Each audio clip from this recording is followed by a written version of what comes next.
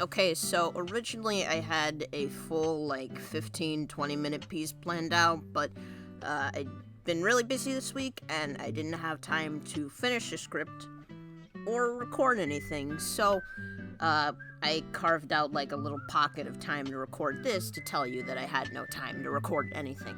Brilliant, I know. Since I have no script, I will deliver unto you a improvised portion of this video that will come out probably Wednesday because I've forsaken you.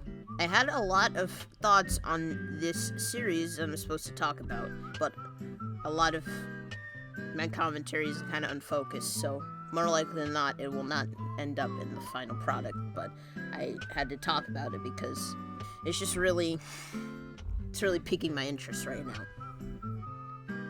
So, the 70. It's a Disney cartoon from 2014 that people don't know, and most people don't care about. It has the writing staff behind the Spielberg cartoons from the 90s working on it. Animaniacs, Tiny Toons, Freakazoid Hysteria, all that jazz. You've got, the same voice actors. You have Maurice LaMarche, Kevin Michael Richardson, Scott Menville, Billy West, all that jazz. You've got, some of the most animated studios out there, like Toon City. And they all came together and they made this show. This show is a prequel to, the Snow White mythos. It takes place, a few decades before, but it seems like it's in a whole new reality of its own. The Seven Dwarves look completely different. People weren't happy about that. And they operate within the confines of a kingdom wherein they defend it from witches, but they also deliver unto it gems. So this show was a Disney XD original, and I really liked it. I liked the community, and we had a great time with it. It was unceremoniously dumped in 2016, and I was like, well, okay, whatever. Milo Murphy for the win. No big deal, it happens. But recently, something resurfaced that made me rethink this whole show. Recently, a clip of the pilot's animatic has popped up on YouTube, and when I gave it a watch, it was really fascinating. So, this show was originally supposed to be a Disney Junior original. The last minute, the executives switched it over to Disney XD, and it was accordingly retooled to fit that demographic. And, I can't say what we got was bad, but when I look at the animatic theme, it's completely different, gives off a different vibe, and I am left with 1,001 questions.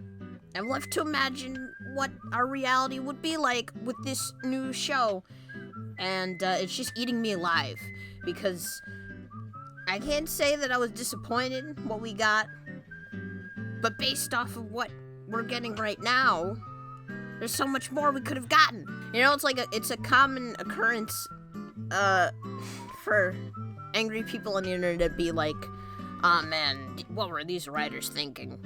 Aw, man, they really should have tried harder." And I can't say that. I can't say that nobody didn't try or people didn't put enough effort into it. Of course they did. The 70s is just one of those shows where people just want to have fun. They want to do what they want, and it's episodic and highly unfocused. And that's cool, you know. I'm fine with that. But I think that was also its downfall in a way. It's unstructured. It didn't fit in anywhere, and it didn't have anything tethering people to it past a few episodes.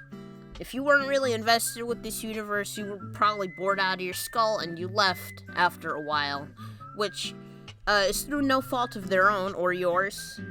But this theme song presents something different.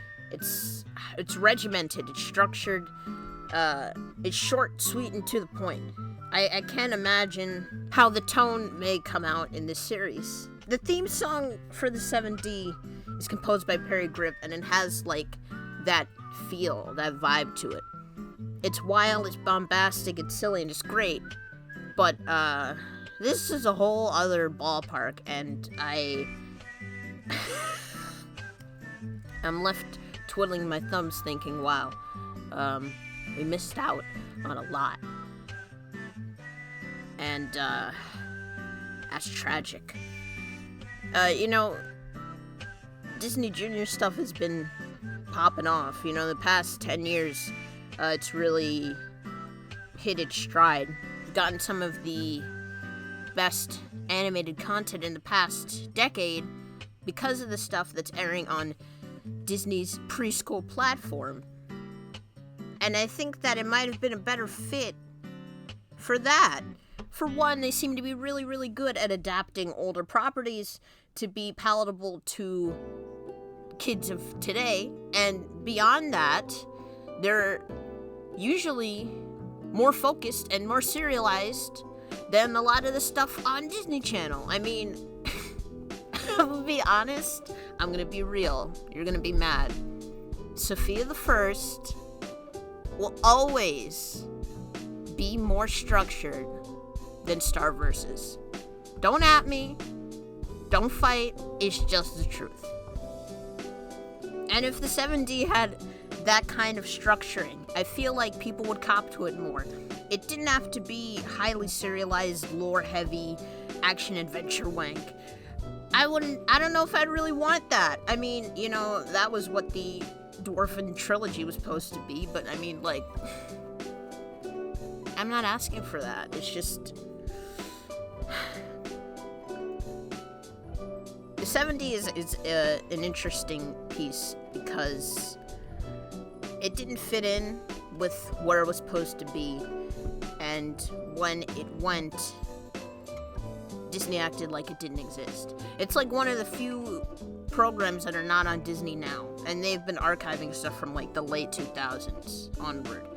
They have Special Agent Oso there, but they do not have this show, which I think is interesting, because I feel like they want to forget about it. But, I mean, it's a different world. If you have watched the 7D, then, you probably understand this a bit better. If you haven't, I would recommend it. It is very funny. It's very engaging. And I like the lore that they've given to these versions of the dwarves. I just love it. But if you're not attached to it, I wouldn't blame you. Unless, of course, you got salty because the dwarves are redesigned, in which case, die mad. But,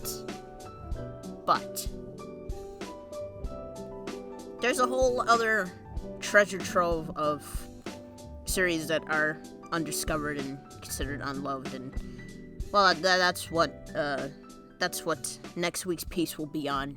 But this is one of the most confusing to me, because, man, we could have had a fan base. We could have had critical reception. Well, live and learn. Real video coming out next week. Stay gold.